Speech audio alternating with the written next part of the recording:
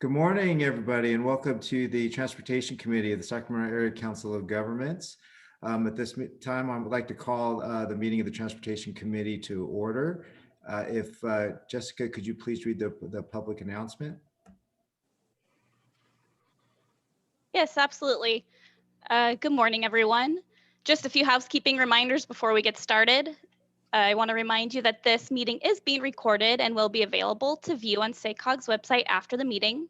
For any members of the public tuning in today and who wish to make a comment, you can notify us by selecting raise hand or by pressing *9 if you're calling in by phone. All public comment will be limited to 3 minutes each. To help with timing, I will interrupt the speaker to let them know when they have 1 minute left. And lastly, for our committee members, please mute yourselves until you're ready to speak, as this will help eliminate any background noise. And when you are ready to speak, please use the raise hand feature or press *9 if you're phoning in to alert the chair. All right. Thank you so much, Jessica. Now, if wherever you are, if you could please rise and join me in the Pledge of Allegiance. Hand over heart. And Robert, if we could get a flag up when you have a moment.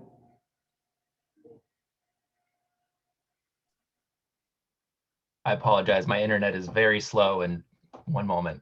Okay, thank you. Yeah, no worries.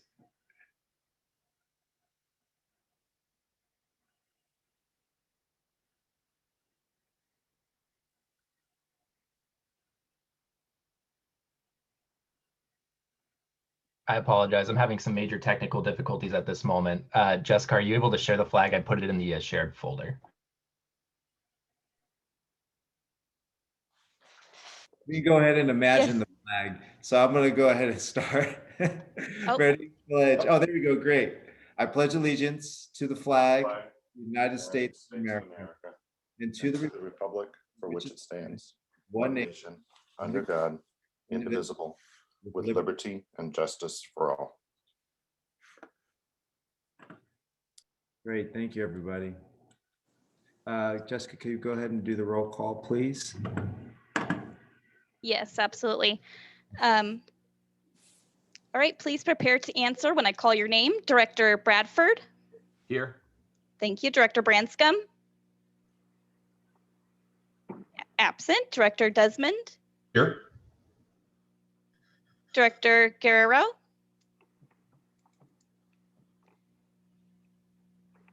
Absent. Director Jennings. I'm here. Thank you.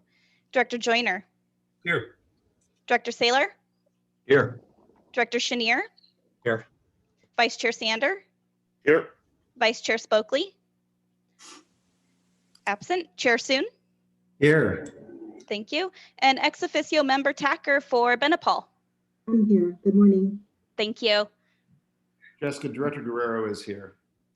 I see her in the panelists. I'll let the record show that she is present for the meeting.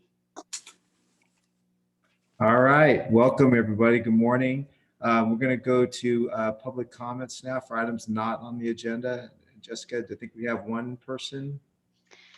Yes, we received public comment on item 8, and I will read that then, but no public comments for right now. Okay. All right.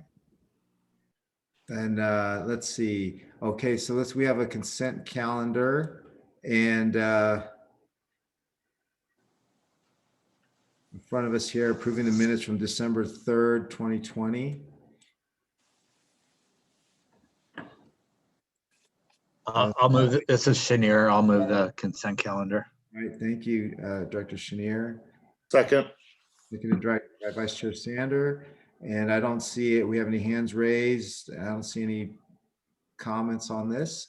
With that, could we go to the roll call, Jessica, please? Yes, absolutely. When I call your name, please indicate your vote. Director Bradford. Aye. Thank you. Director Branscombe. Still absent. Director Desmond. Aye. Thank you. Director Guerrero. Aye. Thank you. Director Jennings. Aye. Director Joyner.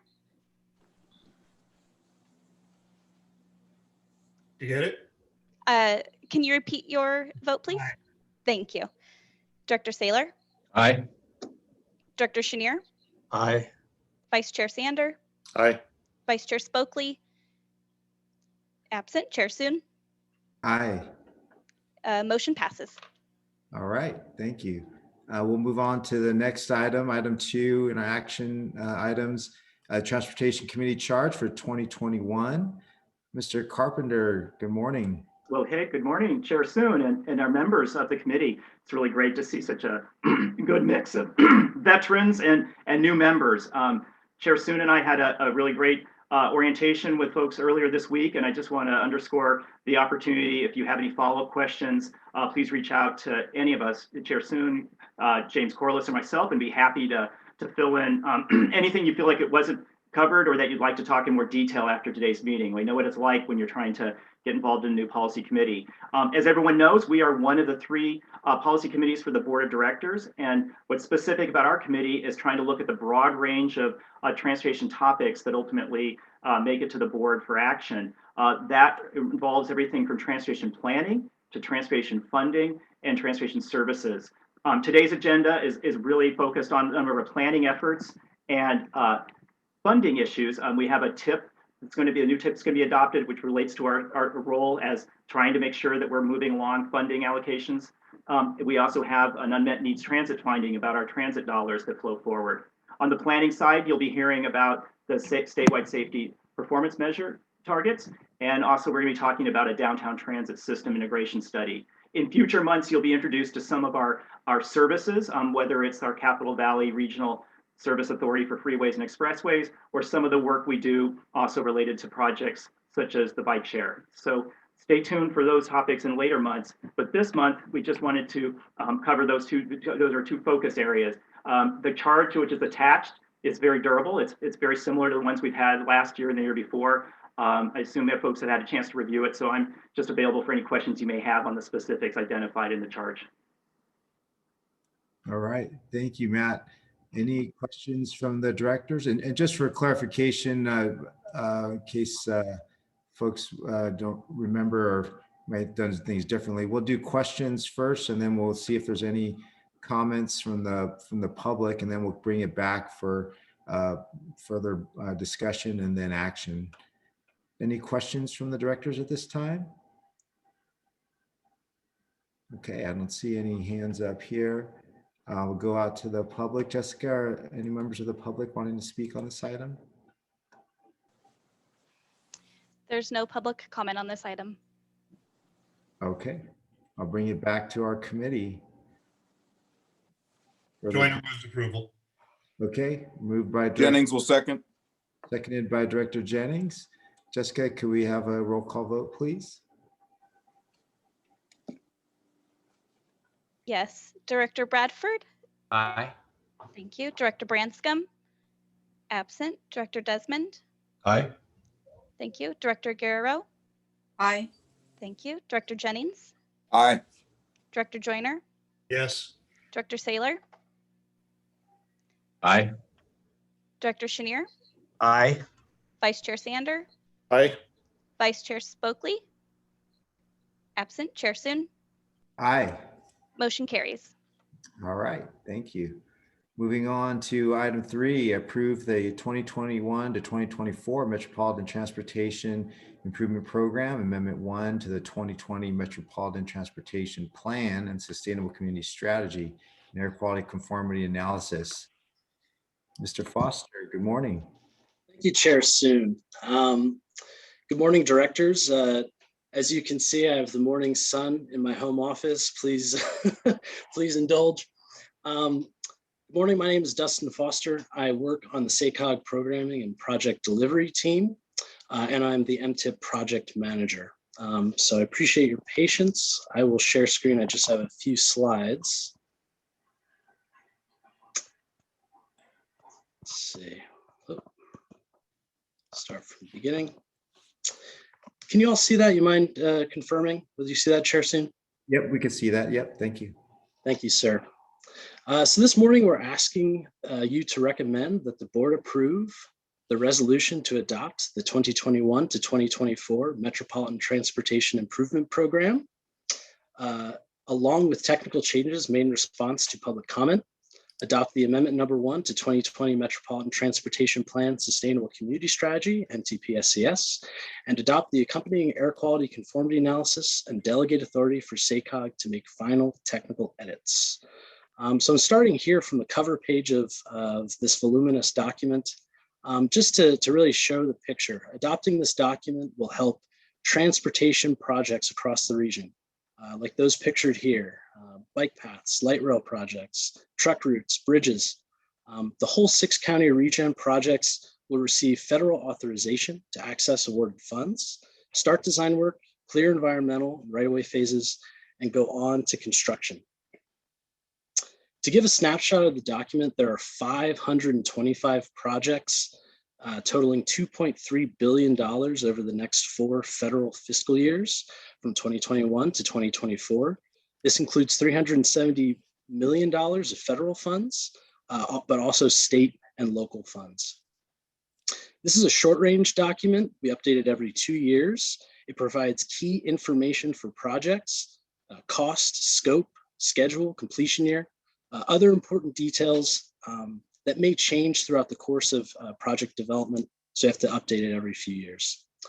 It's an administrative document rather than a policy document like our MTP, in that it details funding decisions that have already been made at the federal, state, or local level, but it also details regional level funding awards, such as those awarded by SACOG, PCTPA, and EDCTC. Since this project shows, this document shows projects in the first 4 years of the MTP, we are required to also amend the MTP.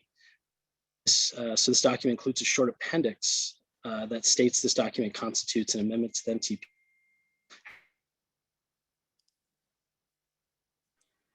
However, we're not making major revisions to the MTP, rather making updates to the projects from our previous MTIP, the 2019 through 2022 MTIP. We're also required to model changes to projects that may negatively impact air quality, such as those that may increase automobile capacity. But our air quality analysis documents the region's ability to still meet air quality emissions for particulate matter and ozone. However, staff is requesting delegated authority to make the technical edits on the conformity analysis pending EPA review and action, which is still ongoing.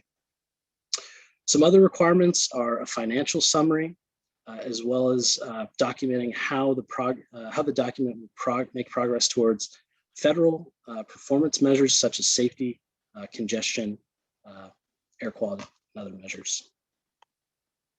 To go over our project timeline, we have been coordinating with local partners, which includes all cities and counties in the 6-county SACOG region, transit agencies, PCTPA, EDCTC, since the call for project updates went out last summer. Staff at every agency across the region helped with this update. So thank you, project delivery staff, on behalf of SACOG. We really couldn't have done it without your staff across the region. We held a 30-day public review process and a public hearing at last year's December 17th, 2020 board meeting. During public review, received 2 comments from Caltrans and FHWA. The comments were addressed through technical edits, and none of the edits resulted in an impact to regional air quality. So our next steps after today's decision is the board adoption. We're required to submit this document to Caltrans and FHWA on March 1st, followed by state and federal review and approval, which is expected April 16, 2021. So to bring it back, adopting this document will help deliver key transportation projects across the region. But to be more specific, this year alone, approving this document will help agencies like the City of West Sacramento secure engineering funds for the Washington District Gateway. It'll help Sacramento County access right-of-way funds for the Watt Avenue Complete Streets project. It will help the City of Marysville access construction funds to rehabilitate 5th Street in the Medical Arts District. And that's what this is all about. So with that, thank you for your attention. I'm happy to answer any questions. And I'm joined by my colleague, Renee DeVere-Oki, who's here to answer any questions related to air quality conformity analysis. Thank you. Thank you, Dustin. Any questions from the directors? Looking on here. I see, oh, Director Saylor, did I see your hand up here? Yes, thank you, Mr. Chairman. Dustin, I appreciate your presentation. Could you describe the interaction between the MTIP and the Mtp-Scs, how they relate and what our action today will require? Thank you, Director. So, generally the MTIP, it's an administrative document. It details the first 4 years of the Mtp-Scs. So the relation is the project list that's in the Mtp-Scs, Appendix A of the Mtp-Scs, if I'm not mistaken. That details all the projects that we're going to work on as a region over the next 20 years. The MTIP is, primarily a list of those 500 or so projects that we're going to just work on the next 4 years. So I'd say that's the real interaction, but I defer to Matt or James if there's any clarification necessary. I think that's an excellent kind of summary, Dustin. The only thing I might add is just, Director Saylor, is that because there's so much more we know about a project that's going to happen within, we expect, the next 4 years, we have a lot more details on the scope and schedule and budget. That will happen is it's very much a living document, our TIP. And so there's going to be a lot of details that change between now and the time of the next update to the long range plan in 2024. So every time we make an amendment to the TIP, and update that near-term project detail, that becomes also an amendment, to the MTP. So we basically have a great deal more detail on those first 4 years because we need to track that so carefully. The longer out you go in the long-range plan, to no surprise, you have just more general estimates in terms of cost, and even the scope is subject to later change. But that's really why the two interactions are so important and why we always amend the MTP at the same time we're updating our TIP. Thank you, Matt. Matt or Dustin, just to build on that, is it accurate to say that the MTIP is similar to, akin to a work plan versus the MTP? Yeah, that does sound accurate. It's that program of projects that you are working on over the next 4 federal fiscal years. I'd say that would be accurate. Okay, thank you. Any other questions from the directors? Okay. Oh, I see Director Bradford, go ahead. So I was curious if the NTIP is a gateway to get projects into the MTP, or can serve as a gateway to get projects into the MTP since it's updated less frequently. Matt, you want to answer that?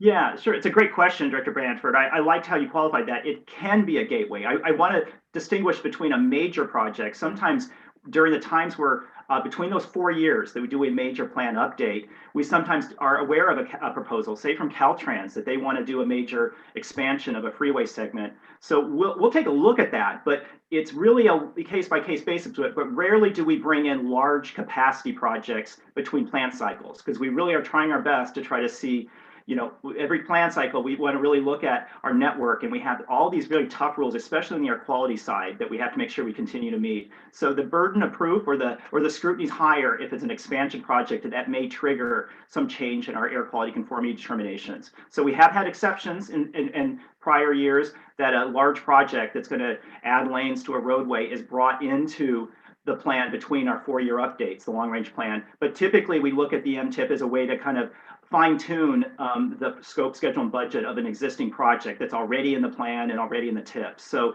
it's the burden of proof or the scrutiny raises depending on how expansive a project may be. For projects that are small, like a transit project or others that are likely to not have a great deal of impact on air quality, then it's much easier to have that come into the MTIP, and then by default becomes amended into the plan between our 4-year plan, long-range plan cycles. Great, thank you very much for that information.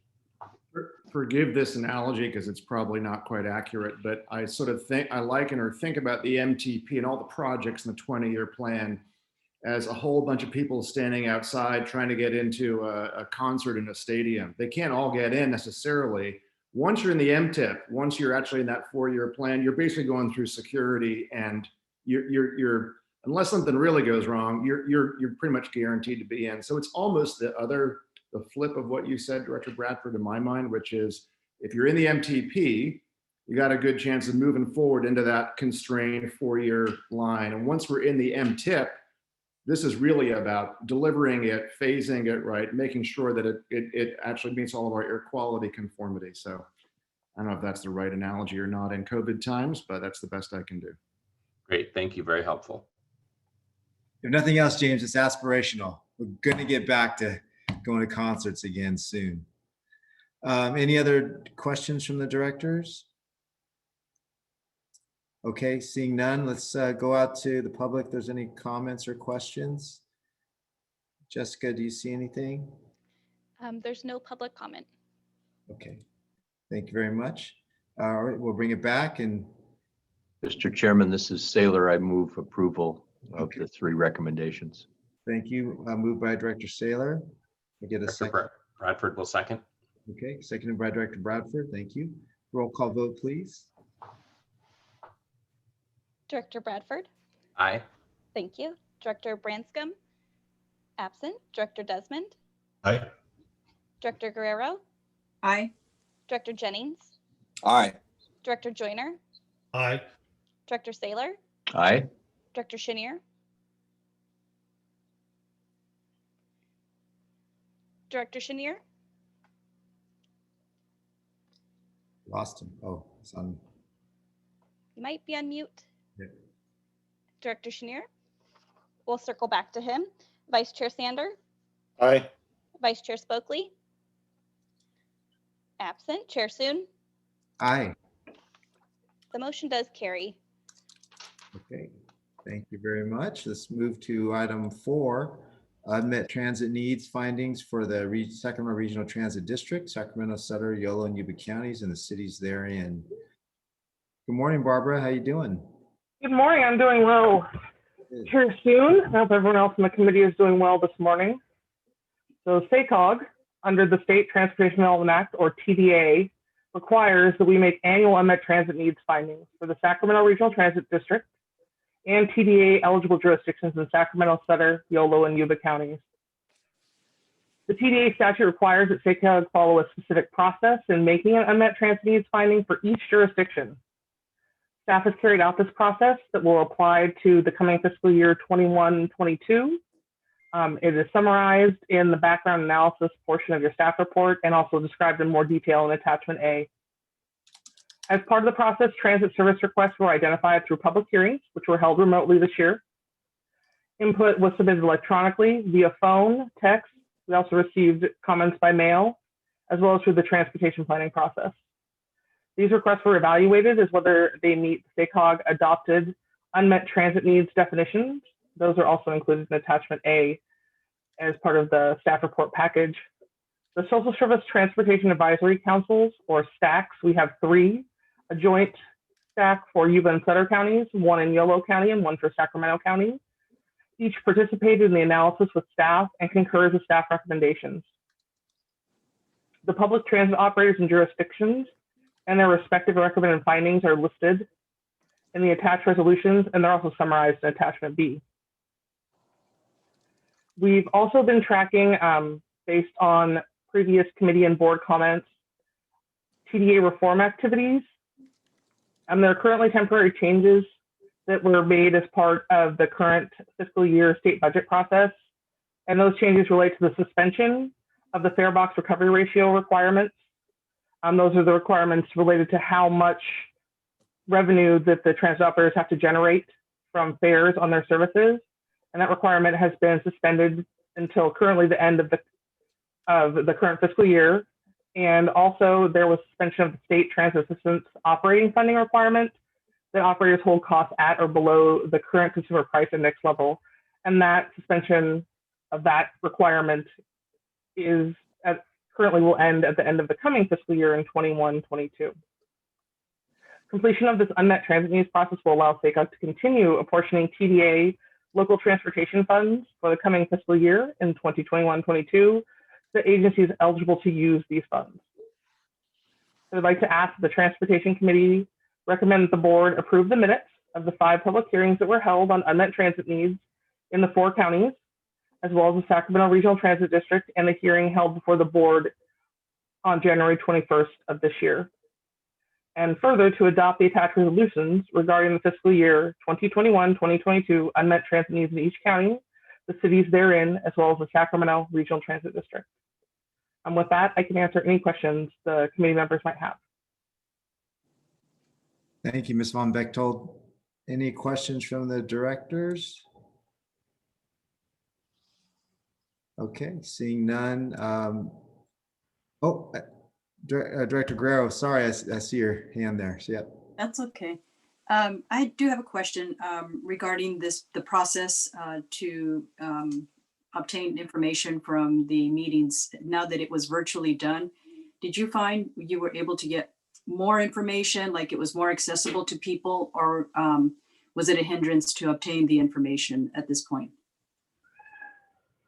I can say that we had, at the actual hearings themselves, probably fewer participants, but we received about the same amount of comments through the electronic means we have via our website. All of our transit operators also post the unmet transit needs process and comments link on their website. We had advertisements on all of the transit vehicles in the 4-county area for which we hold this process. That's Sacramento, Sutter, Yolo, and Yuba counties. So that it was, I'd say, about the same as it has been in past years. It was a different process doing it remotely. Still seemed to work. So again, we didn't have as many participants in the actual hearings, but we received about the same amount of comments we have in past years.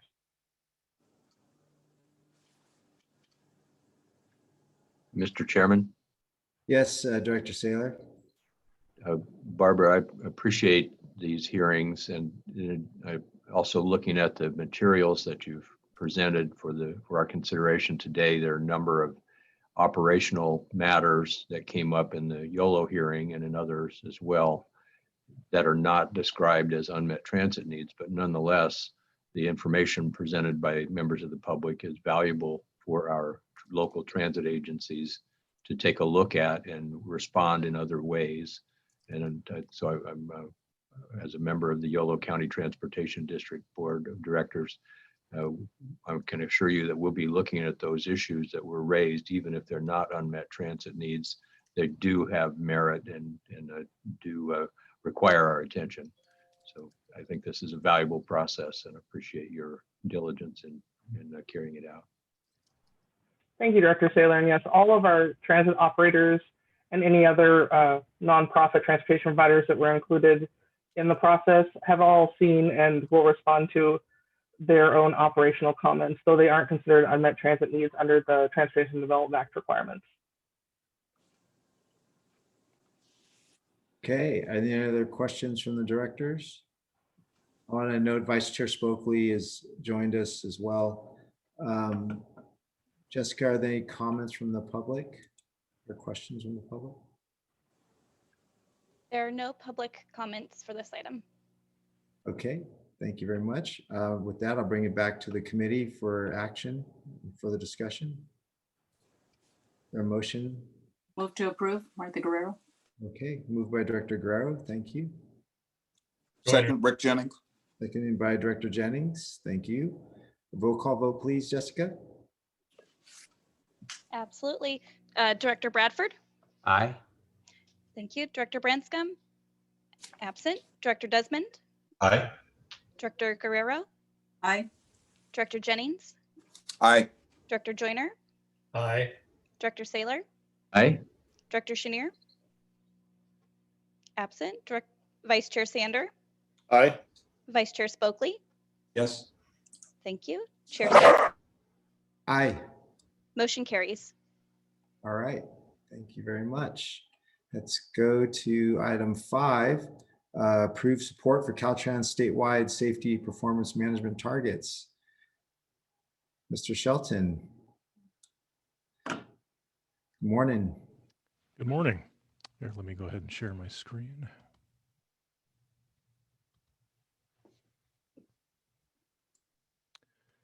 Good morning, I'm Sam Shelton, and I'll be describing the region's safety performance metrics, and we'll be approving a support for Caltrans statewide safety performance management targets. There's a lot of charts, so I thought I'd try something a little new to be able to point directly at them with you. You get an A for innovation. They just raised the bar for the entire Oh my goodness. How do I do Wow. that? That is awesome. Wow. Can you tell us when it's going to rain I'm again? giving almost this talk. I'm almost giving this talk in less than an hour. Oh, Sam, let's go. I'm talking Let's to the do it. Let's do it. This I've got it topic. down to about 7 minutes, so I'll plow right ahead. And I ripped off your slides. Federal performance metrics and targets. There's 3 different sets of them. Today we'll be talking about safety. The second set is about pavement and bridge conditions, and the third set is about roadway congestion and reliability. For the safety performance metrics, the federal performance metrics have to do with total fatalities and rates of those fatalities per 100 million vehicle miles traveled. The next set is about serious injuries and those rates. And the third set has to do with non-motorized fatalities and serious injuries. So the state's 2021 safety targets are annual reductions in fatalities by 2.9% per year and serious injuries by 1.3% per year. So our staff recommendation is to support the state's targets. And you'll see in the FAQ that I have attached a number of those charts describing how they have evolved since 2009, where the blue bar charts are the SACOG numbers, the lines are 5-year floating averages. And at least in this slide, I have circled the 2021 targets in a pink circle. So what are the trends that we're seeing from these statistics? So off on your left, you'll see the fatal rates per 100 million vehicle miles traveled, the state versus SACOG's regional statistics. And on the right, you'll see the serious injuries. So for fatals, what you saw last year is about the same as what we're seeing this year. From 2007, those very high collision rates for fatal collisions are about the same as in 2016 and 2017, where our regional rates are slightly higher than the state. But to put this in perspective, more rural regions usually have higher rates. So for a more urban region such as San Diego, they have a 0.8 rate right here for fatal collisions. And for a more rural region in Fresno, they're more up towards 0.7, which is completely off of this chart. So that's most of the trends we're seeing. Fatals, serious injuries, we're seeing increasing a lot higher. As you can tell, the state's goal is also a lot higher, hoping to tamper that down in future years. If we glance at statistics that are available from the state's strategic highway safety plan for 2024, if you look at combined collision rates for fatal and serious injuries, we're also seeing that trend in more rural areas. If you note from the coloring that all the blue areas are about 2.5 to 6.7 collisions per 100 million vehicle miles traveled. That's pretty much the very top end of the previous charts, 1.5 and 5 combined here. So anything in blue is just not off our charts. Anything in red is off of those charts. So those are nearly 10 times higher collision rates that we're seeing in those red areas on the map. Our top challenges from the Strategic Highway Safety Plan for the state for this region have to do with alcohol and drug impairment, roadway departure and head-on collisions, as well as intersection and interchange collisions. For those 3 different challenge areas, there are either 20% to 60% more rural in nature, where 76% of those are related to DUIs for alcohol and drug related collisions. 30% of those for roadway departure and head-ons are DUI related. And then 44% of the intersection and interchange ones are 44% are improper turning, so turning in front of traffic. So it's important to note that these are very high level regional statistics. It's not a replacement for local road safety planning that delves a lot deeper into those details. Those local road safety plans or Vision Zero plans are the key way to get more funding to address these safety issues. So what's SACOG's support for actually getting your access to those funds? We do use regional funding around selection criteria based on federal performance metrics, such as fatal collision rates, serious injury rates, and non-motorized collisions. So those are bike and pedestrian injuries and serious fatalities.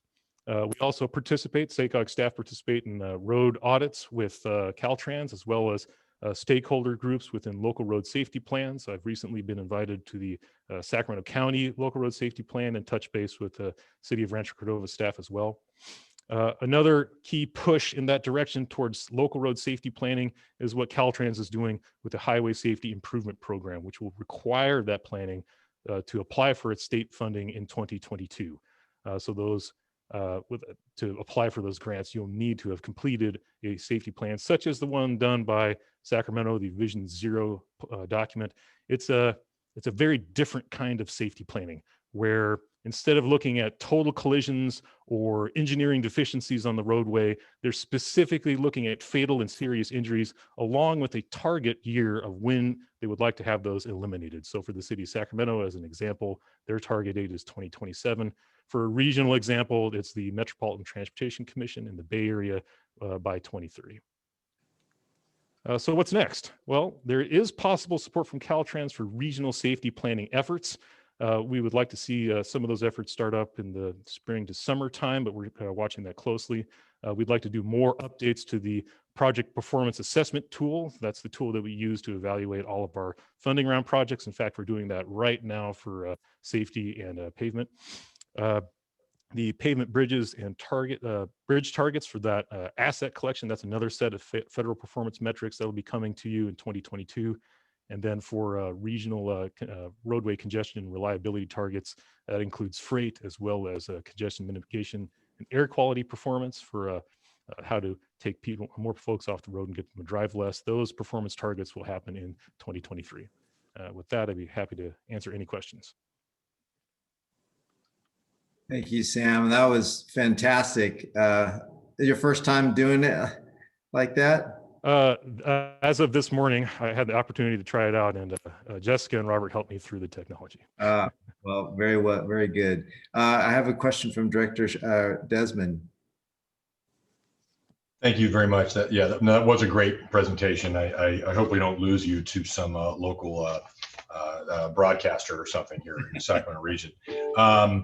So I have a question. I mean, it looks like how SACOG is lagging, or is doing worse in the state in a lot of these metrics, including the mileage death rate and some of these other areas. And I appreciate the challenge areas that we've identified here for our region. But what do you, any speculation or conclusions as to why our traffic fatalities are higher than the state increase? I know we're seeing them probably across the country actually, but why would you think we're seeing more in this region? Well, there's usually two reasons for seeing these kinds of high level metrics dip up or down as far as like long trends between years. Usually it has to do with how the economy is doing. We saw big dips from the housing bubble and then spike back up. But when comparing different regions versus say the state's numbers, I do believe we're really only seeing that rural versus urban effect. When we look at the say San Diego is much more urban, it's a lot lower. They have more vehicle miles traveled, so it's driving the denominator of that rate to be much higher, so that creates a lower rate. And if you have fewer vehicles and more collisions, then that's going to shrink that denominator and it's going to skyrocket the rate. It's also to do with speed kills. And when you have faster cars moving more quickly on 2-lane roadways, you're going to see more fatals and serious injuries, regardless of of those lower volumes. So we're going to see trends like that for our region be worse compared to other regions, mostly because of the number of rural roadways that we happen to have. And again, it's not a replacement for local safety planning that can analyze the true nature of the other causes of incidents, such as weather and DUIs and time of day and specific locations that may have engineering deficiencies. There's a lot more to safety planning. So do you see the same increase beyond the state averages in other rural regions throughout the state? So if we were to compare other regions throughout the state, would you see that they're in the rural areas, you'd see numbers probably comparable to what we're seeing here in SACOG? Oh yes, and if I could direct your attention back to this map, absolutely. I would absolutely expect these areas to be much worse than SACOG. But as far as the more urbanized areas with much more travel volumes, their collective rates will be lower than SACOG's. Okay. All right, thank you. All right, thank you for that. And any other questions from the directors? I have one. Sam, in that last graphic you had right there, Yeah, there's this a one. little leaf right over your right shoulder, and I'm wondering now it's over Oh, by your left shoulder. That yes, little leaf right there. this one right here. Little Yes. leaf, yeah. Have we seen any impacts that we can trace back to legalization of marijuana in the state? I know Colorado was reporting so a lot of increase, or a increase anyway, a noticeable increase. Have we seen that in California? Is there any data on that? So they've just started trying to collect that style of data instead of an officer writing down whether or not they were they were a DUI. They say drug impairment instead, hence the different title than just DUIs. And it's being hard to understand the difference between that because it's more one checkbox whether or not they're impaired. So I'd have to look more into that and whether or not they've been recognizing it as a slightly different problem. But happy to get back to you on that one. Yeah, I know there's a technology gap there too. Detection technology is probably necessary to determine how impaired someone is, perhaps from marijuana. And in Colorado, I think they were relying on blood testing. And of course, the dynamics for marijuana are totally different from alcohol. So this is gonna be a hard thing to get our heads around. Yeah, agreed. Director Desmond? Yeah, I was going to say that's actually a really good point. And there are oral testing devices that are out there that are being piloted, and a few law enforcement agencies in this region have actually taken advantage of that. But I think Director Sander, that's a really good point. And there have been legislative efforts in the past few years to create a separate subsection in 23152. That's the DUI, impaired for alcohol and drugs. But there's been a lot of resistance because the idea being, well, if you create a separate subsection for cannabis, you're almost kind of you're putting a negative spin on our legalization of cannabis, and I disagree with that. And I think we should, in the interest of getting better data to show what the impaired driving increase attributable to cannabis is, we should keep pursuing those legislative efforts. So, my 2 cents, coming from a CHP guy. Well, it's a good point, and it's something maybe this committee could be something that we take across the street to the Capitol. Vice Chair Spokley, you had a comment or question as well? Yeah, thank you, Chair Soon. Sam, great presentation. You have raised the bar, so I feel bad for all the rest of the SACOG presenters having to keep up with you. Quick question on your graphs. I noticed that the data stops 2019, 2020. I would think that this type of data is pretty readily available. Is there a reason why we don't have 2019, 2020 filled in on these graphs? It is. It takes a while for the SWITRS database, the statewide transportation incident reporting database, to finalize all of the reports from across the state. It's not just highway patrol reports, but all the reports coming in from all the local cities and counties. So while there are a number of, it's usually 2 years behind being finalized, and there's often provisional data about a year or so behind. And to analyze it more completely, the Berkeley SafeTrek labs, they have a traffic incident management system, the TIMS tool, that can georeference all of the collisions and show you what's happening and where. And that takes them time as well. So usually we're on a 2-year lag when we're getting final results.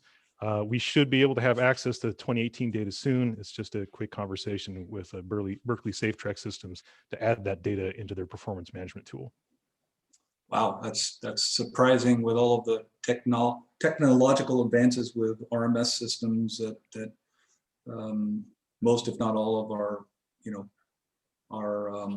reporting agencies utilize. That it takes that long, but that's a good explanation. Thank you very much, Sam. It's definitely different from state to state. I'd say one of the best states, I believe, is Alabama, where they have consolidated all reporting into one style of form. I believe it's a little bit different in every area within California to streamline it all within to SWITRS. Got it. Thank you. All right. Any other questions from the directors? Sam, I have one in regards to Vision Zero. I think it's been 2 or 3 years now since that started. And I was just wondering how effective it's been, that effort in reducing. I mean, we're seeing things still continue to go up. So I'm just wondering. I'd say it's relatively recent. And as far as this region is concerned, it's really the city of Sacramento that has been on the edge of pushing Vision Zero and how that planning is done. I think it takes an awful lot more work than just cooking up a date, but also getting the planning done to really dig deeper into those issues and whether or not you have a shot at a date like this. So I'd say it's a great way to focus folks on the style of planning that's necessary to even come close to having a reasonable date that you could hit. Without that style of planning, I would not recommend just throwing a Vision Zero policy out there. There's quite a bit of engagement that goes into it. Yeah, I'm recalling the League of Cities when they adopted was one of the policies they adopted for the league. City of Sacramento is one, but I was wondering if you had an idea about regionally or maybe even statewide if Vision Zero has been accepted or implemented. I think the main deterrent to doing more Vision Zero safety planning is that it costs money. The city of Sacramento was able to land a $250,000 grant from the state to be able to do this style of planning. Otherwise, I doubt folks would have the resources to get this great style of planning done.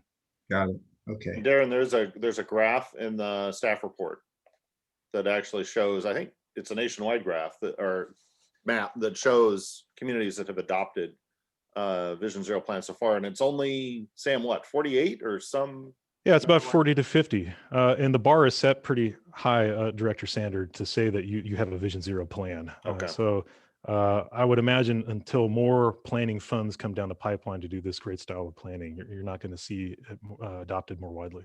But with 18,000 local jurisdictions, we got a ways to go there. That's right. And also in my staff report, you'll see that there are about 20 or so of our jurisdictions that have funds from Caltrans to do local road safety plans. That's a first come, first serve amount of about $72,000. That's enough money to get your hands around the statistics, but perhaps not necessarily enough to say that you have a strong Vision Zero element engaging the community, looking at disadvantaged communities, folks that may not be sending statistics to their local police to get on the map. There's a lot of great challenges involved in there. And I'd say the city of Sacramento did an awful lot of outreach to make that happen. Great, thank you. Chair, soon, unless any of the directors have comments. Yeah, I don't see any more, James. Yeah, go ahead. Well, first of all, I'm going to recruit Sam to teach all my kids Zoom school classes. How they could actually pay attention, and I think Sam's the ticket. But let me say something quite serious, and I hope provocative.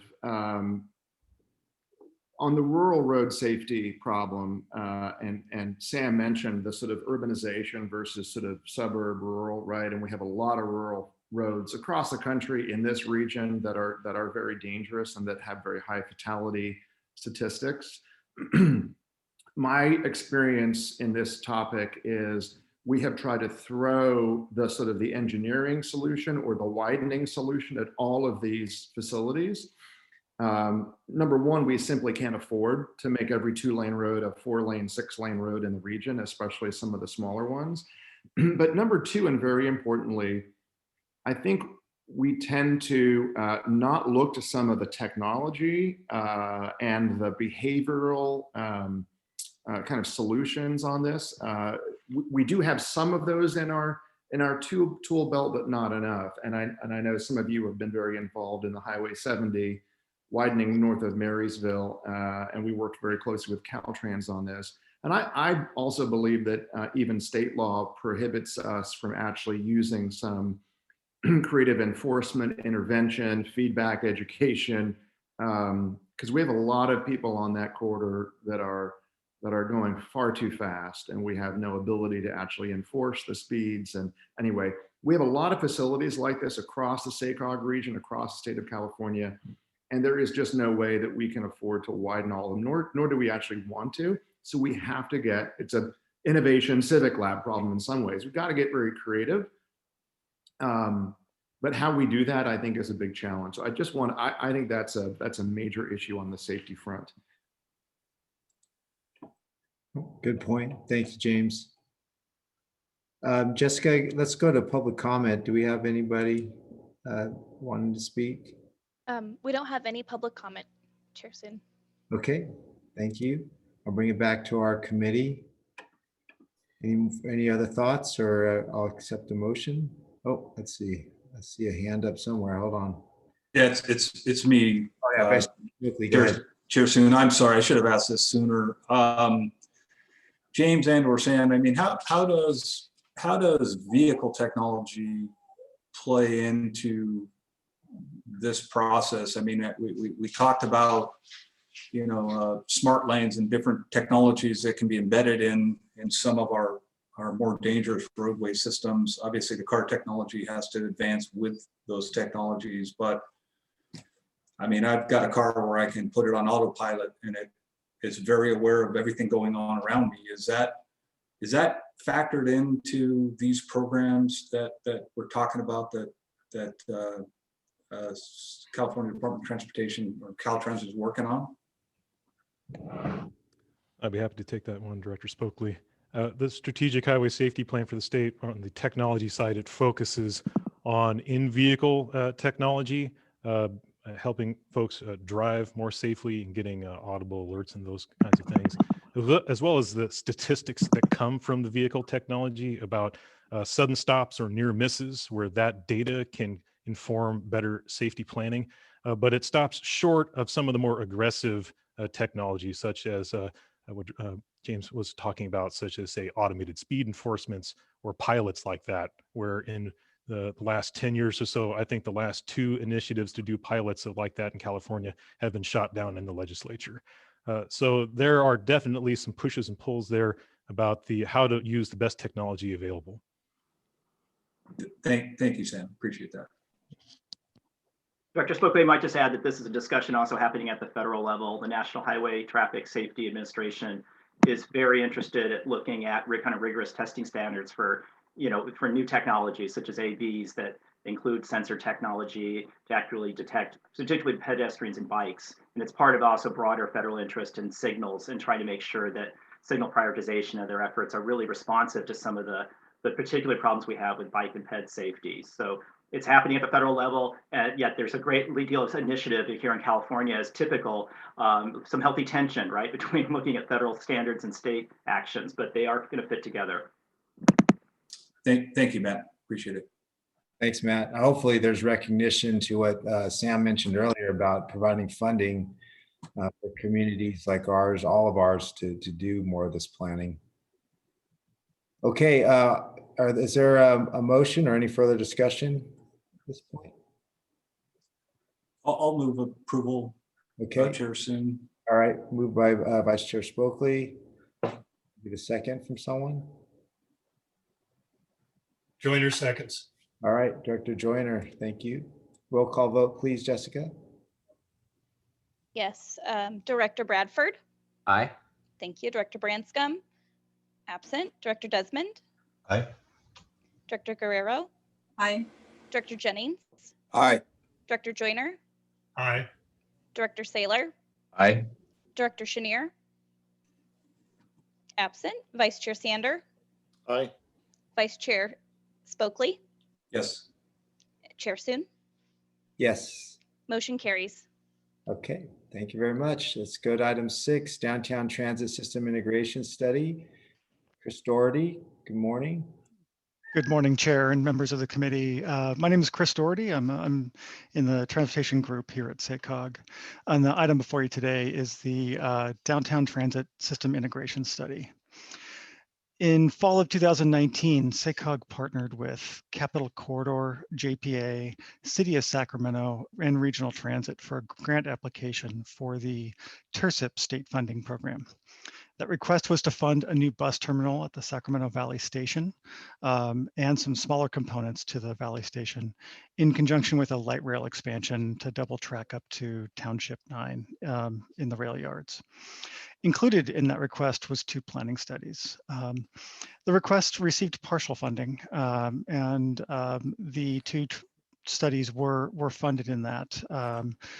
One being the Downtown Transit System Integration Study that was to be conducted by SACOG, and we were awarded approximately $220,000 for that effort. This study will optimize transit service coming in and out of downtown Sacramento and the Sacramento Valley Station by the multiple operators we have in the region, to really ensure that the Sacramento Valley Station is realized as the regional mobility hub it aims to be. Also included in this study is the siting of a bus layover facility, and this will eliminate the deadheading of long-range commuter buses and also offer fueling capability for the planned zero-emission bus fleet that will be coming soon. This plan is the latest initiative that SACOG is leading for transit planning in our region. We are currently also working on the next generation transit study, which seeks a long-term vision for transit in the region. I will be bringing an update back to this committee on that project specifically next month. We were awarded recently funding to conduct the Regional Emergency Preparedness Plan that will create a plan for how transit assets can be utilized in emergency situations throughout our region. And also the Transit Asset Management Plan, which fulfills a federal requirement to track the state of good repair for all of our regional transit assets. Because of the diversity of the ways that we support and coordinate with the multiple operators in the region, staff is also seeking to release an RFP for an on-call transit and transportation planning services to assist staff in this work. This will pre-qualify a bench of consultant firms by having one large procurement process, and will greatly reduce the time needed for getting a consultant for smaller components of the projects down the road. So this morning, we are asking the Transportation Committee to recommend to the board to authorize our executive director to enter into a subrecipient agreement with Capital Corridor JPA, who was awarded the funding through TIRSIP and wants to pass that to us, and also approve the release of their RFP for on-call transportation planning services. This concludes my presentation, and I'm available for any questions. Thank you, Chris. Any questions from the directors? Not seeing any hands up. If you guys want to ask questions, please raise your hand. I think there's a raise hand button in the lower corner there. Okay. Jessica, can we go to the public, see if there's any comments from the public? No public comment for this item. All right. Thank you very much. Bring it back to our directors.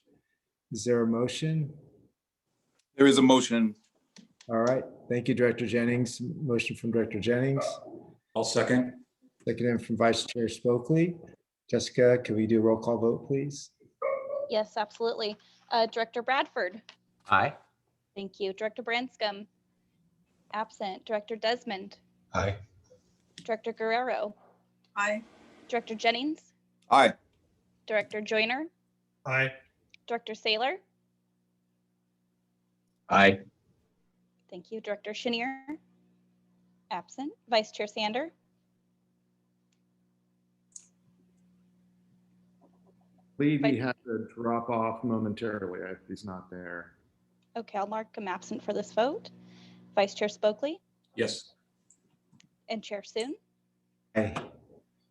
Motion does carry. Okay, thank you very much. That'll conclude our action items. We'll go into our informational items. Item 7, fiscal year 21-22 Caltrans Sustainable Transportation Planning Grants. Victoria Cacciatore, good morning. Good morning, and I'll give everyone a moment to put on the 3D glasses that Jessica, Robert, and I sent for this next presentation. Just kidding. I will be talking directly to you. I do not even have a presentation because we are regularly promoting these Caltrans Sustainable Transportation Planning Grants. These grants provide the support that we need for transportation and land use planning efforts that further greenhouse gas reduction goals and regional plan implementation, both in our region and across the entire state. The call for projects was released back in December, but we've been highlighting this program to our partners at cities, counties, and transit operators because these grants fund the many needed plans within our region from trail and roadway corridor studies to interregional collaborations that impact the transportation network. I'd like to note that they can also fund Vision Zero plans, like was mentioned in the safety performance targets discussion earlier, just a handful of moments ago. So providing that much needed funding that can bring together key departments such as transportation, public health, mayor's offices, et cetera, to develop the plan and implementation strategy you would need for Vision Zero. I'd also like to note these planning grants seed many projects that go on to compete successfully for statewide funding. One such example, the Dry Creek Greenway Trail Study in Roseville, that has had success both with Caltrans planning grants and then also with state active transportation program funding, among many others across the entire region. Most projects that compete under or for Caltrans Sustainable Transportation Planning Grant funds compete under the Sustainable Communities Program that has $17 million to distribute competitively statewide. $3 million of that funding is set aside for technical projects that accomplish the same goals as your basic sustainable communities projects, but they're a bit more focused on tool development and acquiring data. So there's also $4.5 million in competitive strategic partnerships program, which is a grant program that's focused on how regional transportation planning agencies and metropolitan planning organizations can partner with Caltrans to address regional, interregional, and statewide needs. Applications for these grants are due next Friday at 5 p.m. And SACOG has thus far been able to coordinate on several different grant applications with City of Sacramento, Colfax, Yuba Sutter Transit, Rancho Cordova, Woodland, El Dorado County Transportation Commission, and Roseville. We're continuing to reach out to other agencies that we know are developing proposals to see if there's a way that we can support as they're in this final stretch before they submit applications. I'd also like to note that there are 5 identified SACOG-led projects that we're proposing to tackle regional issues that are beyond our ability to fund with existing SACOG resources. So these are proposed to help address the challenges that are faced by our members, and in some instances, issues that are confronting the entire state. These are different projects that support integrating shared mobility innovations with transit and future transportation revenue methods, and also projects that will support the equity advancing efforts of many of our member agencies through both establishing regional data and also technical assistance programs. So attachment B has the summary of the 5 different proposed concepts and identifies confirmed partners. We are continuing to submit partnerships such as with our RTPA partners in El Dorado County Transportation Commission and Placer County Transportation Planning Agency as we refine scopes and lead into that February 12th application due date. I'd like to take a moment to thank our Caltrans liaison, Doug Adams. He also provides assistance to Elk Grove, Galton, Ileton. And I'd also like to thank the other Caltrans liaisons that support our region in developing these proposals and the applications. Caltrans District 3 generally has a strong performance in these Caltrans planning grants, the statewide call for projects. So we hope to continue that with this cycle and jumpstart a number of needed efforts. With that, I'll take any questions. Thank you, Victoria. Yes, Caltrans is a much appreciated partner. Just want to echo the sentiments you expressed there. Any questions from the staff? From the directors? I don't see any. Jessica, do we have any comments from the public? No public comment for this item. Okay. At this point, if there are no further questions or comments, this is an informational item. Okay, I think that's, I'm not seeing any other comments. Thank you very much, Victoria. Thank you. Have a great day. You too. Okay, we'll go to item 8. SACOG role in fair housing issues. Dov Caden. Hey, Chair Soon, do you mind if I just kind of tee this up for 1 second? We'll go right to Dov. If you're on the Transportation Committee, you might be wondering why you're getting a housing presentation.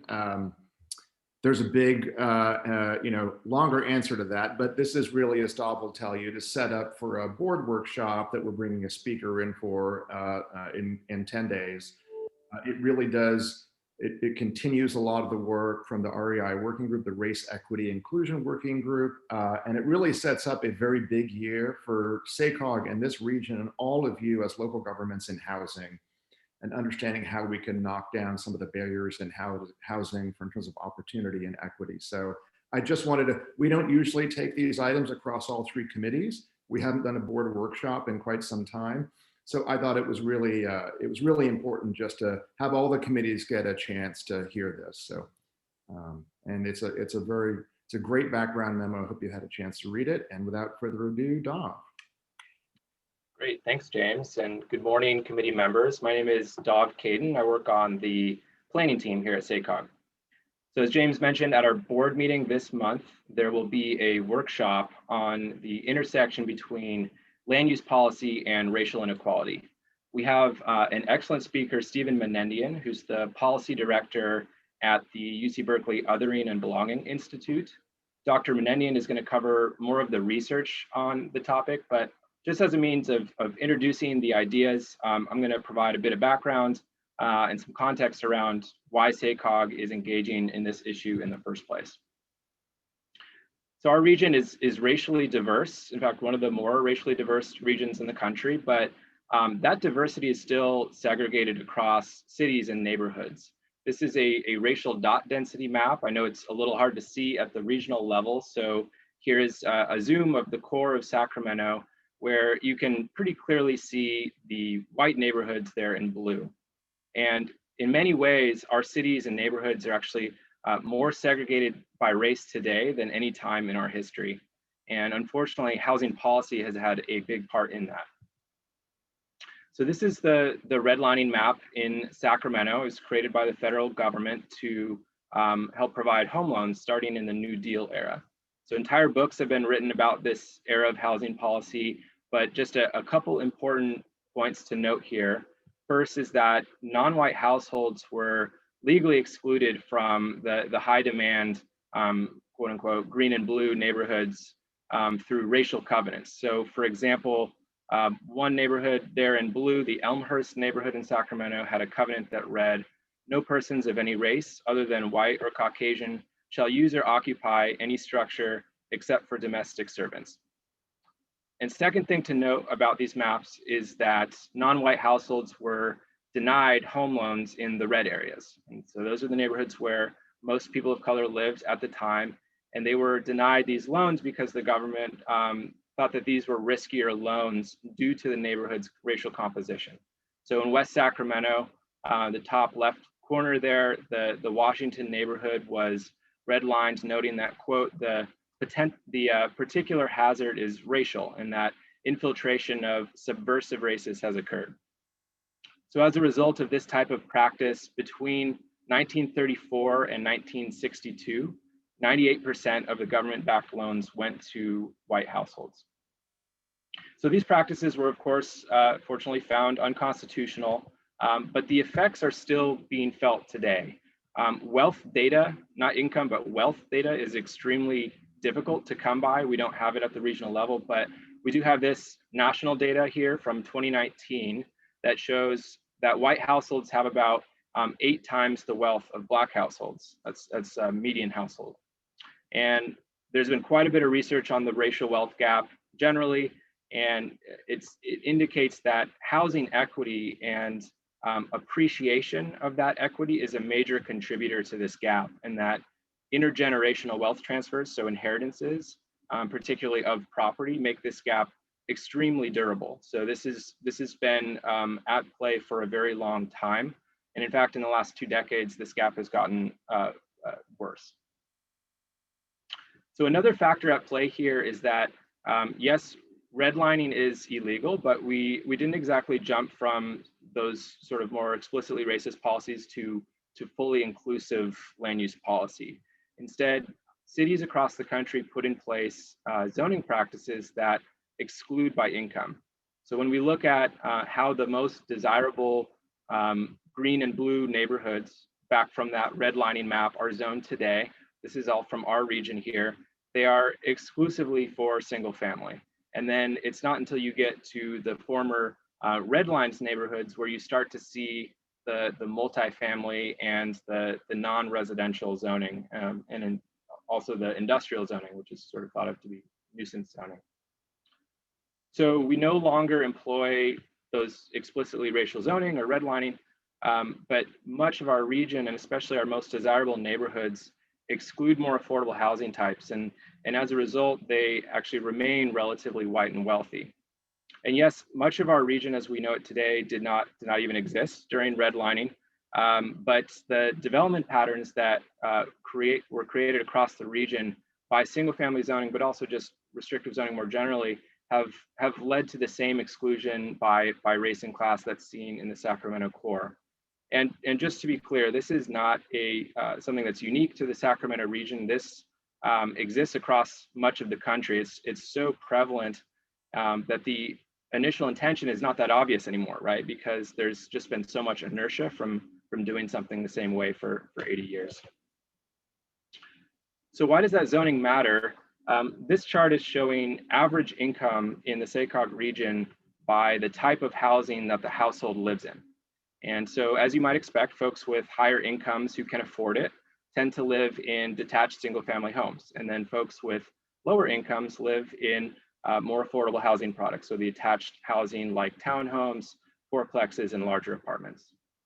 However, fourplexes and apartments are illegal to build in upwards of 93% of the residentially designated land in the SACOG region.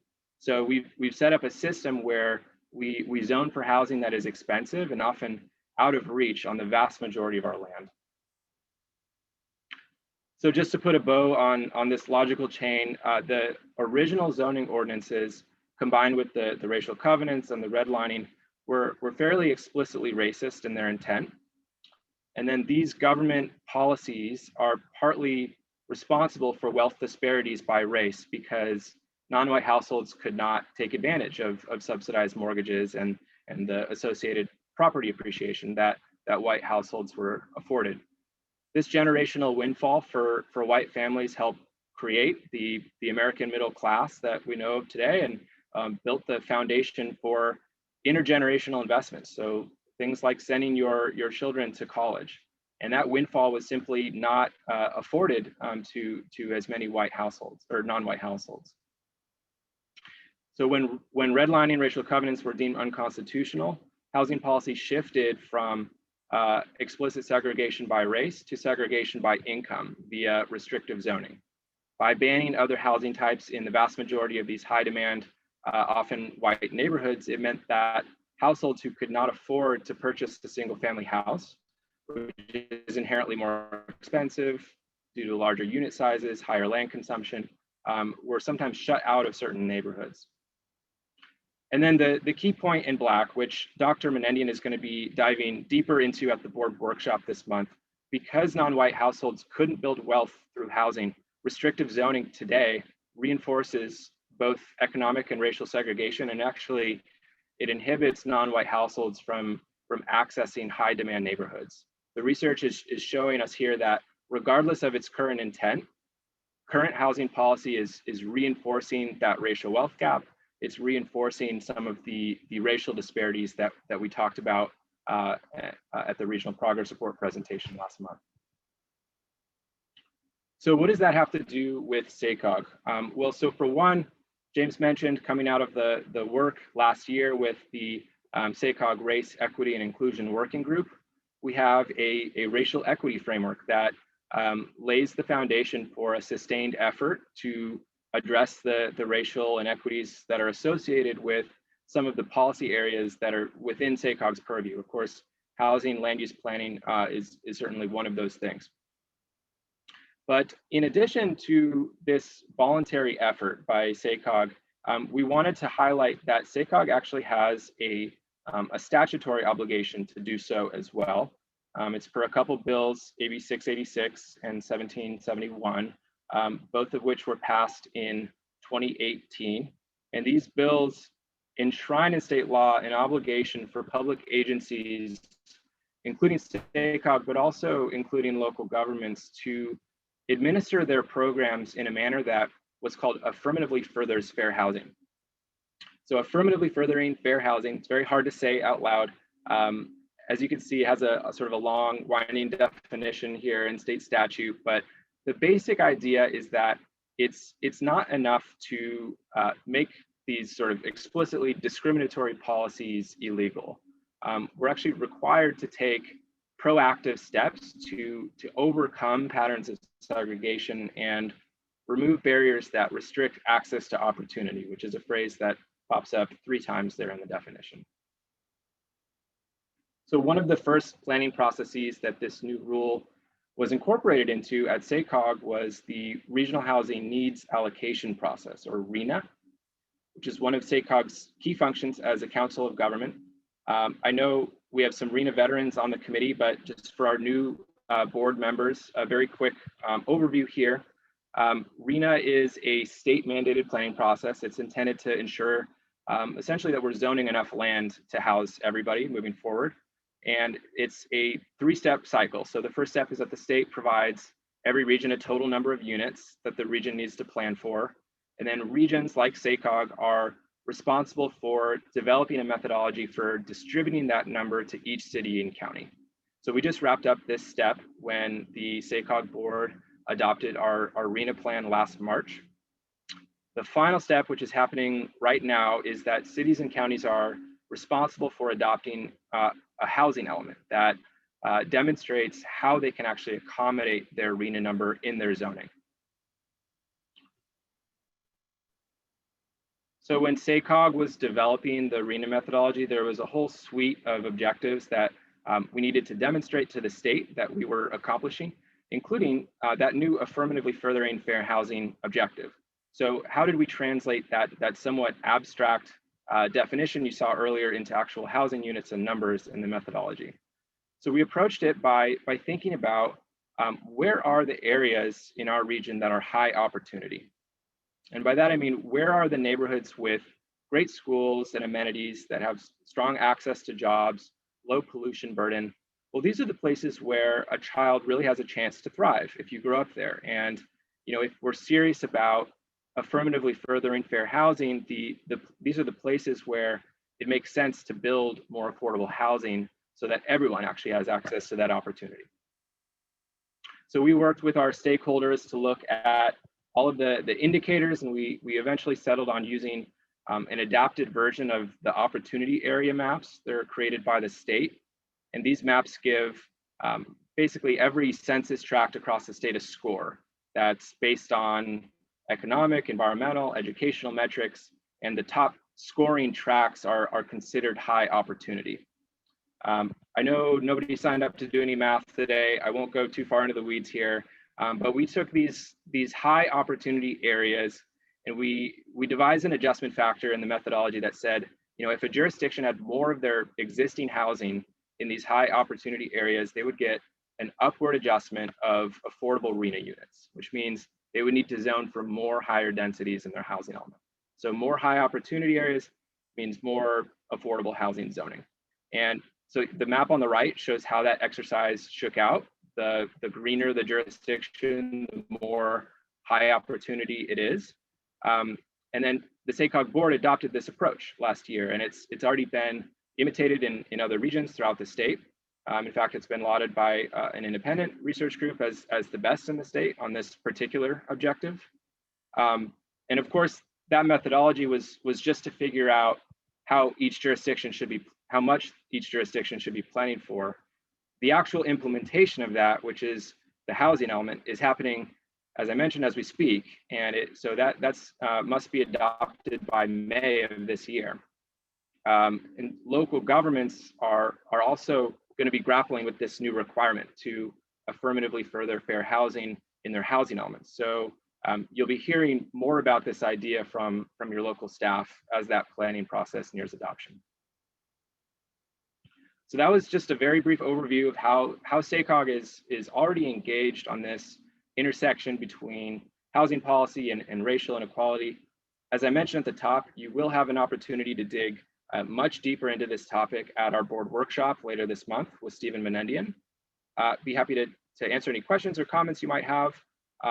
If I can't answer the question, we can certainly take notes and write it down and give it to Dr. Menendian ahead of time so that he can speak to it. But that's it for my presentation. Thank you. Thank you, Dov. I apologize. I think I'm slow on the uptake. I'm trying to link. I understand the history of discriminatory practices in housing policy. What I'm trying to reconcile is this is getting into the current housing policy. When I look at my community here in Elk Grove, we're a diverse community, but we're 70% homeowners in this community, and it's very diverse: Latino, Black, Asian, white. What are we saying here in terms of furthering fair housing? Are we saying that? Well, let me just openly ask you to maybe repeat what this was positing. Yeah, sure. So this connecting the dots is just about sort of the history, and then affirmatively furthering fair housing is really about, in your housing element, there's a variety of things that you'll be required to do, but one of the primary things is looking at in your housing element, there's a section called a sites inventory, right? Which is where you actually show how you can actually accommodate your RENA number in your zoning. So one of the things the state's going to be looking for is, when you look at the high opportunity areas within your city, do you have sites that are zoned for higher densities in those areas, right?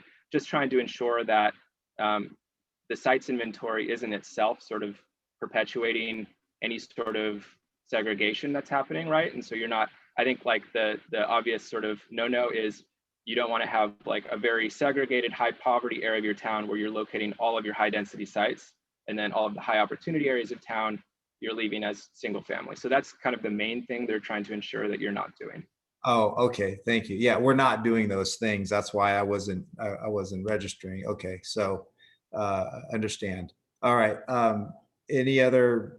Excuse me. Any questions from the directors? I'm not seeing any here. Jessica, that we did have. Oh, Director Jennings, go ahead. Did you have something? No, I just want to applaud SACOG on making this presentation today. And I, like many others, are looking forward to our time when we get more information on this so that we can understand how we move forward in order to eliminate these types of situations from happening in the future. We don't want our next generations to have to go through the redlining and the discrimination that has existed in previous years for whatever reason. So as policymakers, we have to make sure we set policies so that this does not happen. So I applaud SACOG on having this brief presentation today and look forward to the workshop when we can have a broader conversation with all of our colleagues. Thank you, Director Jennings. Yeah, it reminds me of a conversation that I had with an elderly Chinese gentleman who told me an experience he had in buying his home in Arden Park. And he would have to stand in front of the room of all the other homeowners, and they would ask if anybody opposed to him being a minority being able to purchase that home. And luckily nobody did, but he is the only person of minority, and in this case, a Chinese descent, that was allowed to purchase a home in that area at that time. And that was extremely eye-opening for me. So we're definitely aware of these things happened in the past, and I appreciate all the efforts that are going forward to try to make sure that things are more equitable in the future. Okay, any comments or Director Grau, go ahead. Thank you, Chair Soon.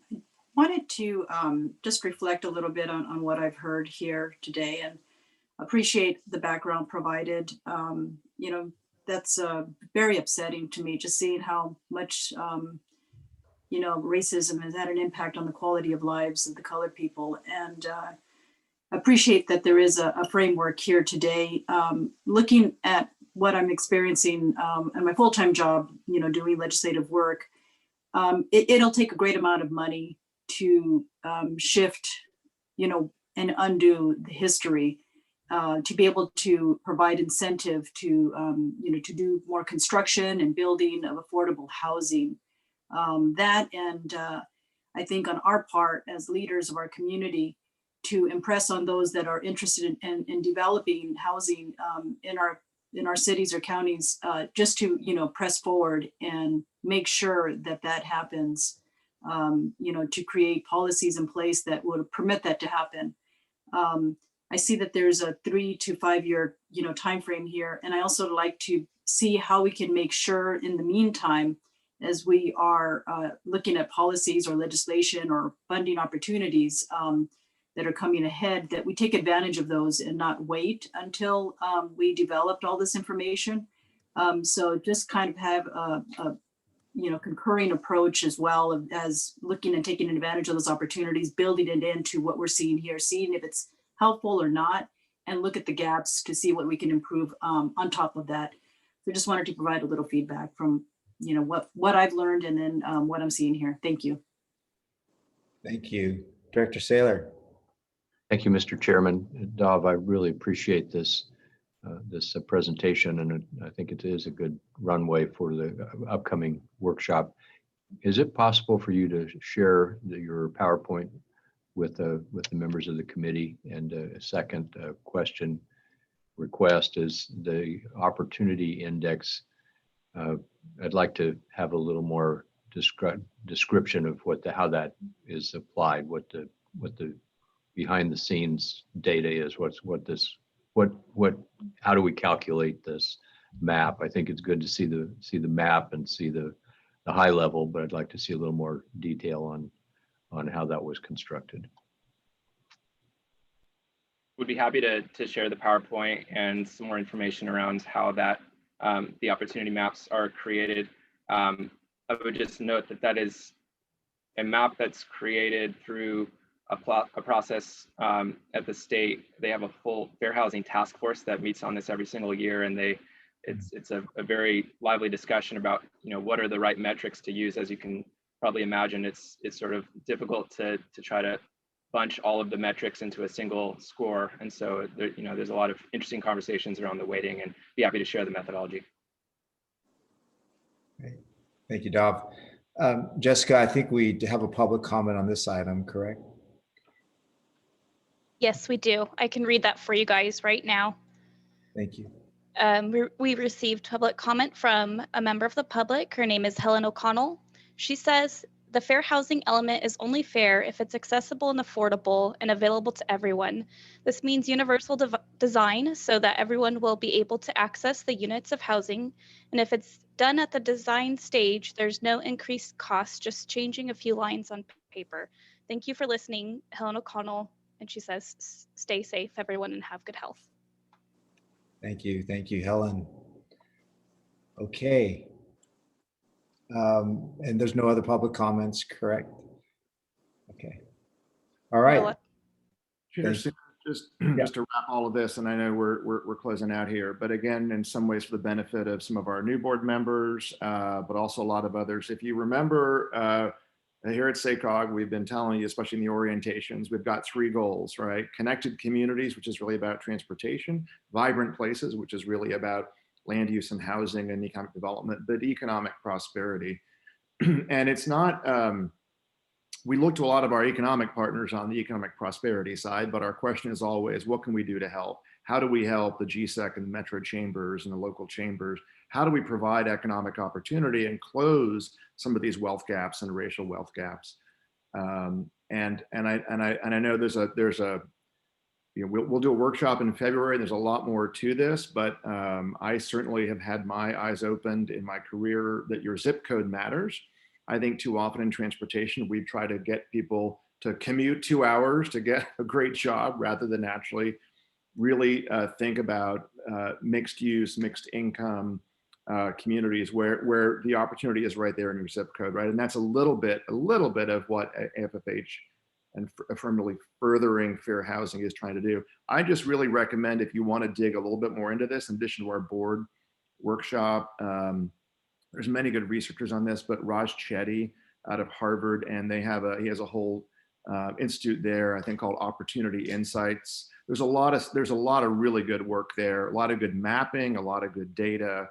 That again, the more that we can provide housing opportunities in high opportunity areas, the more we can narrow some of these disparities. So just I think a great resource among many others.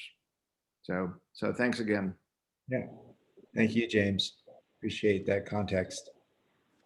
Okay, if there's no other comments or questions from the directors, we're going to move to item 9, which is receive and file. You have some information on the transit representation and metropolitan planning organization structure there. And then